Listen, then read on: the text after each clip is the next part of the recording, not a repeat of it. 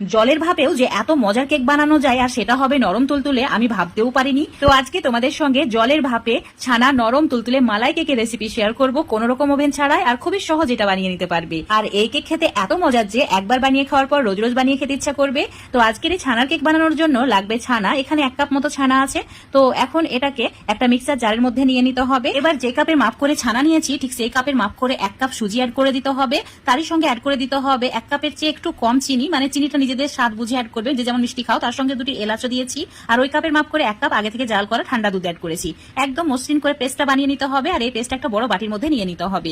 এবার এর মধ্যে অ্যাড করে দিতে হবে 1/2 চামচের একটু কম বেকিং সোডা, আর দিতে হবে 1 চামচের একটু কম বেকিং পাউডার। 1 চামচ সাদা তেল অ্যাড করতে হবে। ভালো করে একটু সময় নিয়ে, মানে 2-3 মিনিট সময় নিয়ে ফেটিয়ে নিতে হবে। এখন তোমাদের 3 মিনিট পর দেখাচ্ছি। আর মিশ্রণটা ঠিক এইরকম মসৃণ দেখতে হবে। তো এবার একটা কেক টিনের মধ্যে 1 চামচ তেল খুব ভালো করে ব্রাশ করে নিতে হবে। তোমাদের কাছে কেক টিন না থাকলে যে কোনো টিফিন বাটি নিতে পারো। তো অবশ্যই তেলটা ব্রাশ করে নেবে। তারপর এর মধ্যে কোনো পেপার দিয়ে দেবে।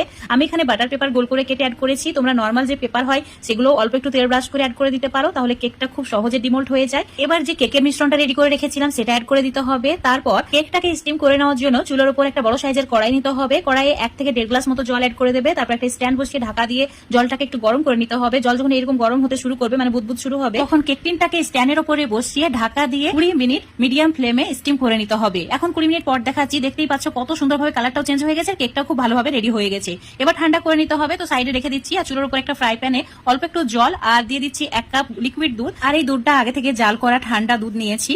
তো দুধটা অ্যাড করে দেওয়ার পর দিয়ে দিতে হবে 1/2 কাপ মতো চিনি, আর তার সঙ্গে দিতে হবে 1/2 কাপ গুঁড়ো দুধ। এবার এই 3টি উপকরণ ভালো করে একসঙ্গে মিশিয়ে নিতে হবে। চুলোর ফ্লেমটা মিডিয়াম টু লো করে রাখা আছে।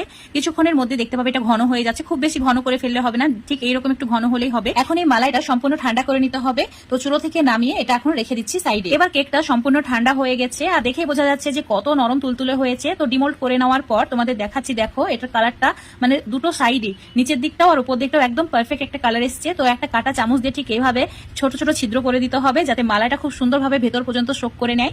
তো দেখতেই পাচ্ছ এখন মালাইটা যেটা ঠান্ডা করার জন্য রেখেছিলাম সেটা 1 কাপ মতো এভাবে উপর থেকে দিতে হবে, যাতে যে ছিদ্রগুলো করেছি তার মধ্যে দিয়ে এই মালাইটা যায় আর এই কেকটা একদম ভেতর থেকে জুসি হয়। তো তার জন্য উপর থেকে এভাবে দিয়ে দেবে। তারপর অল্প একটু যে কোনো বাদাম গ্রেট করে দেবে, তাহলে দেখতেও ভালো লাগবে আবার খেতেও ভালো লাগবে। তো এখানে 2টি পিস্তা বাদাম গ্রেট করে দিয়েছি। তারপরে কেকটাকে 1 ঘন্টার জন্য নর্মাল ফ্রিজে রেখেছিলাম। এখন তোমাদের 1 ঘন্টা পর দেখাচ্ছি। এই কেকটা এখন অনেক চিল্ড হয়ে গেছে, মানে দারুণ ঠান্ডা হয়েছে।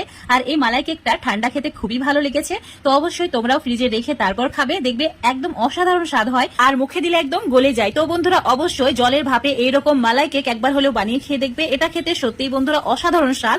আর দেখতেই পাচ্ছ কত সহজে এটা কেটে যাচ্ছে, একদম পারফেক্ট হয়েছে। তো আজকের রেসিপিটা ফলো করে বাড়িতে অবশ্যই একবার বানিয়ে খেয়ে দেখবে। আশা করছি রেসিপিটা ভালো